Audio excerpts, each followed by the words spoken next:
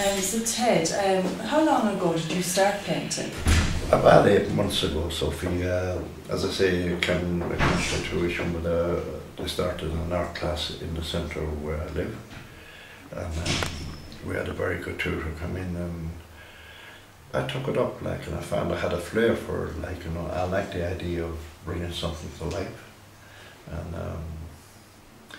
about 4 months ago, I think, they started talking about doing an exhibition, which I was very sceptical of because I didn't believe my painting were that good enough for it.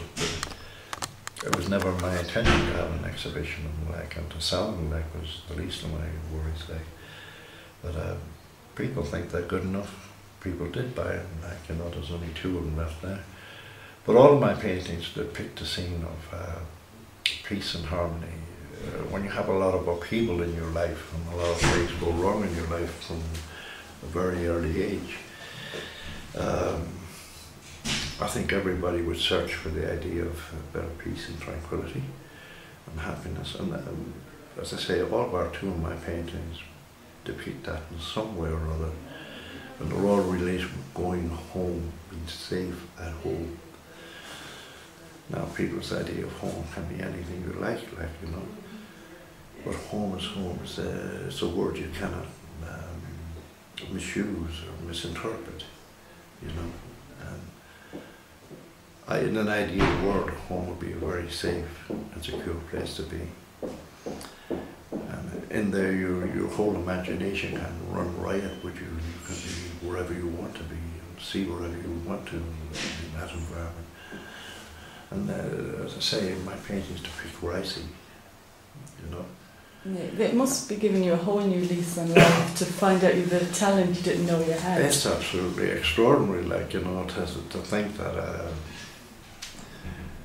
people would have the time and give you the time and the recognition of it, like, you know. Say, I've never set out to be a millionaire or this, and I never will be, you know.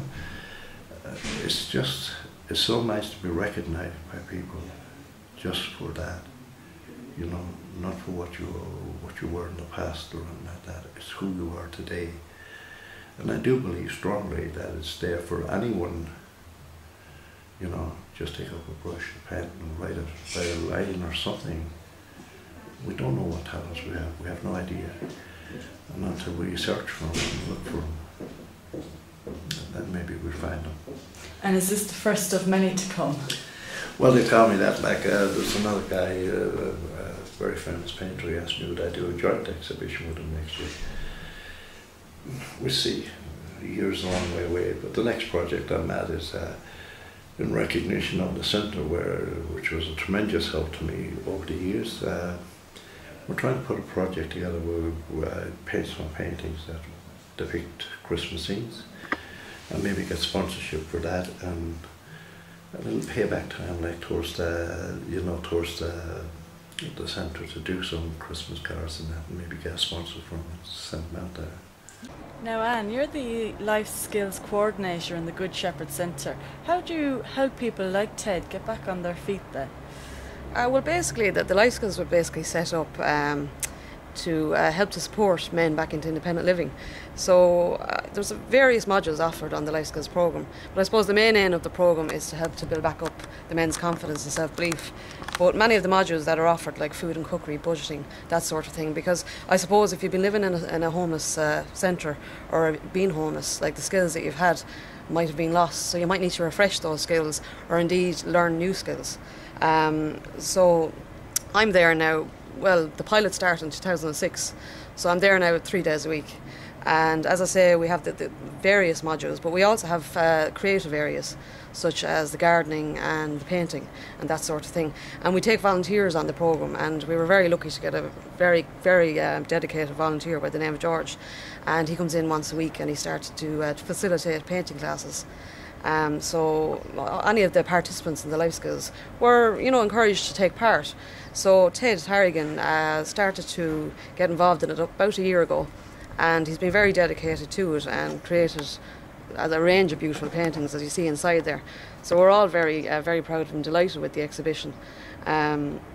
and we just think it's great for him as well, do you know. Yeah, and Ted's life has completely changed. He's found not only a new skill, a new job, he's somewhere to live. It must be very rewarding work for you to see something. It is very rewarding, yes, yeah.